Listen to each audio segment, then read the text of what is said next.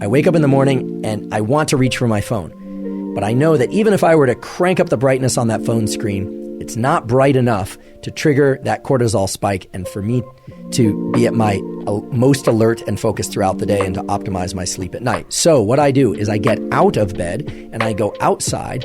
And if it's a bright, clear day and the sun is low in the sky or the sun is starting to get overhead, what we call low solar angle, then I know I'm getting outside at the right time. If there's cloud cover and I can't see the sun, I also know I'm doing a good thing because it turns out, especially on cloudy days, you want to get outside and get as much light energy or photons in your eyes. But let's say it's a very clear day and I can see where the sun is. I do not need to stare directly into the sun. If it's very low in the sky, I might do that because it's not going to be very painful to my eyes. However, if the sun is a little bit brighter and a little bit higher in the sky, sometimes it can be painful to look at. So the way to get this sunlight viewing early in the day is to look toward the sun.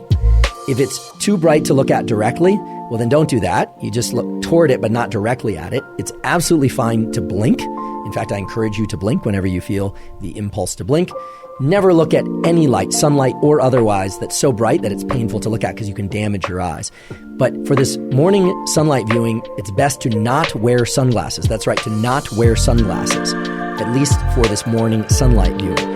It is absolutely fine to wear eyeglasses or contact lenses, so-called corrective lenses. In fact, those will serve you well in this practice or this tool because they will focus the light onto your neural retina and onto those melanopsin intrinsically photosensitive ganglion cells.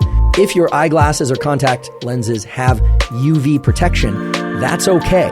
There's so many different wavelengths of light coming from the sun, and they are bright enough that they will trigger the mechanisms that you want triggered at this early time of day. So try and get outside, ideally within the first 5 minutes of waking, or maybe it's 15 minutes, but certainly within the first hour after waking. I want to share with you 3 critical things about this tool of morning sunlight viewing. First of all, this is not some woo biology thing. This is grounded in the core of our physiology. There are literally hundreds, if not thousands, of quality peer-reviewed papers showing that light viewing early in the day is the most powerful stimulus for wakefulness throughout the day, and it has a powerful positive impact on your ability to fall and stay asleep at night. So this is really the foundational power tool for ensuring a great night's sleep and for feeling more awake during the day. Second of all, if you wake up before the sun is out, you can and probably should flip on artificial lights in your internal home environment or apartment or wherever you happen to live if your goal is to be awake. If you wake up at 4 a.m. and you need to be awake, well then turn on artificial lights. Once the sun is out, however, once the sun has risen, then you still want to get outside and use sunlight. Some of you will wake up before the sun comes out, and if you're asking whether or not turning on artificial lights can replace sunlight at those hours, unfortunately, the answer is no. Unless you have a very special light, we'll talk about what kind of light. The bright artificial lights in your home environment are not, I repeat, are not going to be sufficiently bright to turn on the cortisol mechanism and the other wake-up mechanisms that you need early in the day.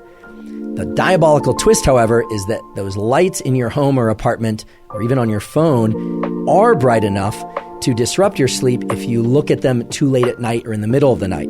So there's this asymmetry in our retinal, our eye biology, and then our brain's biology, whereby early in the day, right around waking, you need a lot of light, a lot of photons, a lot of light energy. And artificial lights generally just won't accomplish what you need them to accomplish. But at night, even a little bit of artificial light can really mess up your so-called circadian, your 24-hour clocks, and all these mechanisms that we're talking about. So if you wake up before the sun is out and it's still dark, please turn on as many bright artificial lights as you possibly can or need, but then get outside once the sun is out. On cloudy days, you especially need to get outside. I repeat, on cloudy days, overcast days, you especially need to get outside and get sunlight. You just need to get more of it. Now, how much light and how much light viewing do you need?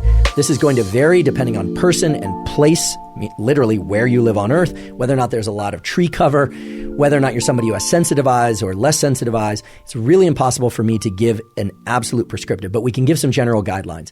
In general, on a clear day, meaning no cloud cover or minimal cloud cover, you want to get this sunlight exposure to your eyes for about 5 minutes or so. Could be 3 minutes one day, could be 7 minutes the next day, about 5 minutes. On a day where there's cloud cover, so the sun is just peeking through the clouds or it's more dense cloud cover, you want to get about 10 minutes of sunlight exposure to your eyes early in the day. And on days that are really densely overcast or maybe even a rainy, you're going to want to get as much as 20 or 30 minutes of sunlight exposure.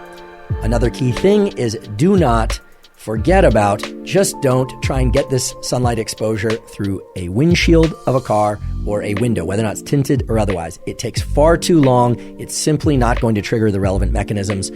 You would be standing there all day trying to get enough light into your eyes from the morning sunlight, and by then, the sun will have already moved from low solar angle to overhead, and it simply won't work for all sorts of mechanisms related to your circadian rhythm functions. So just don't try and do it through a windshield, sunglasses, or a window. It's just not going to work. Get outside. If the weather is really bad or for whatever reason, safety reasons, you cannot get outside, well then I suppose try and get near a window. That would be the last resort. But you really want to get outside to get the sunlight exposure.